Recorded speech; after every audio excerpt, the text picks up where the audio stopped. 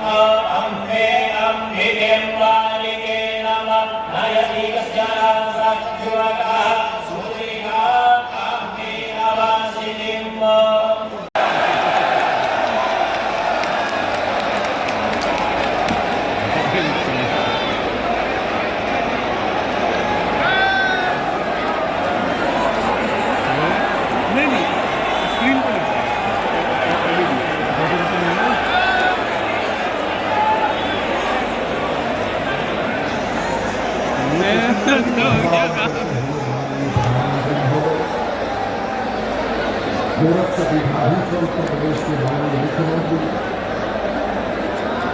श्री योगी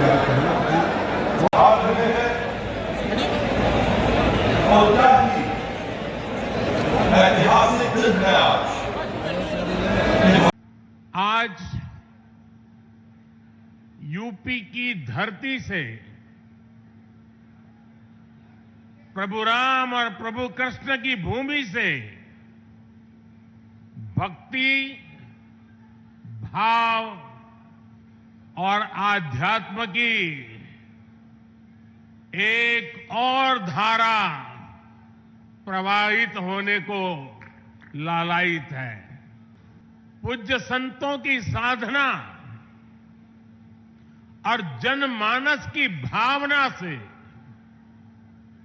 एक और पवित्र धाम की नींव रखी जा रही है। मुझे भव्य कल्की धाम के शिलान्यास का सौभाग्य मिला है। मैं सभी देशवासियों को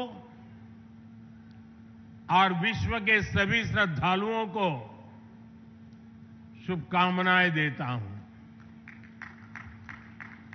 अभी आचार्य जी कह रहे थे कि 18 साल की प्रतीक्षा के बाद आज ये अवसर आया है। वैसे भी आचार्य जी कई ऐसे अच्छे काम हैं मेरे लिए ही छोड़ करके चले गए हैं और आगे भी जितने अच्छे काम रह गए हैं ना, उसके लिए बस ये संतों का, जनता जनार्दन का आशीर्वाद बना रहे, उसे भी पूरे करेंगे। साथियों, आज छत्रपति शिवाजी महाराज की जन्म जयंती भी है। ये दिन इसलिए और पवित्र हो जाता है और ज्यादा प्रेरणादायक हो जाता है। आज हम देश में जो सांस्कृतिक पुनरोदय देख रहे हैं,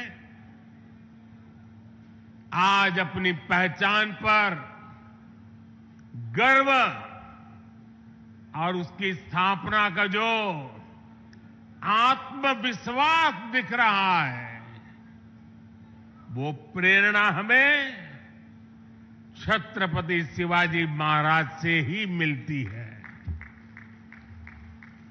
मैं इस अवसर पर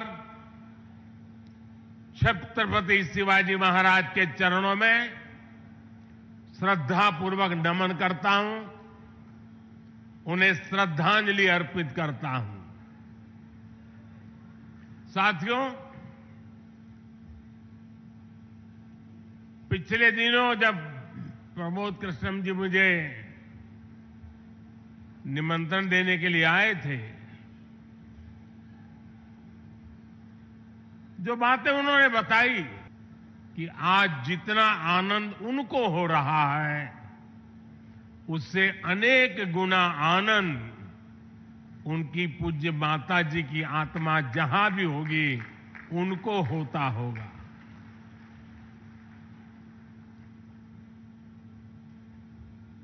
और मां के वचन के पालन के लिए एक बेटा कैसे जीवन खपा सकता है, ये प्रमोद जी ने दिखा दिया।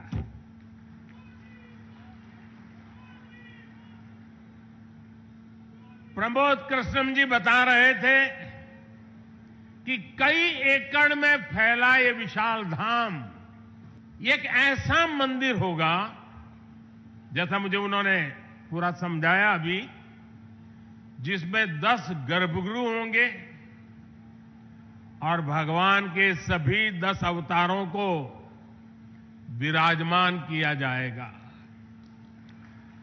10 अवतारों के माध्यम से हमारे शास्त्रों ने केवल मनुष्य ही नहीं बल्कि अलग अलग स्वरूपों में ईश्वरीय अवतार को प्रस्तुत किया गया है। यानी हमने हर जीवन में ईश्वर की ही चेतना के दर्शन किए हैं। हमने ईश्वर के स्वरूप को सिंह में भी देखा, वराह में भी देखा और कच्छप में भी देखा। इन सभी स्वरूपों की एक साथ स्थापना हमारी मान्यताओं की व्यापक छवि प्रस्तुत करेगी।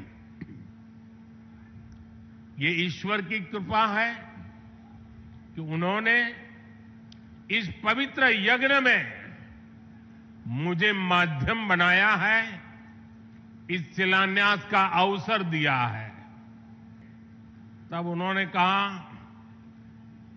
कि हर किसी के पास कुछ न कुछ देने को होता है, मेरे पास कुछ नहीं है, मैं सिर्फ भावना व्यक्त कर सकता हूं।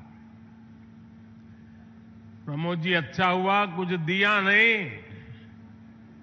वरना जमाना ऐसा बदल गया है कि अगर आज के युग में सुदामा श्री कृष्ण को एक पोटली में चावल देते, वीडियो निकल आती, सुप्रीम कोर्ट में पीआई हो जाती और जजमेंट आता कि भगवान कृष्ण को भ्रष्टाचार में कुछ दिया गया और भगवान कृष्ण भ्रष्टाचार कर रहे थे।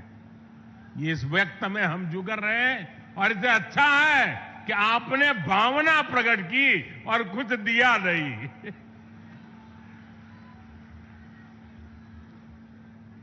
मैं इस शुभ कार्य में अपना मार्गदर्शन देने के लिए पधारे सभी संतों को भी नमन करता हूं। मैं आचार्य प्रमोद कृष्णम जी को भी बधाई देता हूं। साथियों, आज संबल में हम जिस अवसर के साक्षी बन रहे हैं, ये भारत के सांस्कृतिक नवजागरण का एक और अद्भुत क्षण है। अभी पिछले महीने ही 22 जनवरी को देश ने 500 साल के इंतजार को पूरा होते देखा है। राम लला के विराजमान होने का वो अलौकिक अनुभव, वो दिव्य अनुभूति अब भी हमें भावुक कर जाती है। इसी बीच हम देश से सैकड़ों किलोमीटर दूर अरब की धरती पर अबू धाबी में पहले विराट मंदिर के लोकार्पण के साक्षी भी बने हैं और अब हम यहां संभल में भव्य कल की धाम के शिलान्यास के गवाह बन रहे हैं। भाई और बहनों, एक के बाद एक ऐसे आध्यात्मिक अनुभव, सांस्कृतिक गौरव के ये पल हमारी पीढ़ी के जीवन काल में इसका आना, इससे बड़ा सौभाग्य क्या हो सकता है।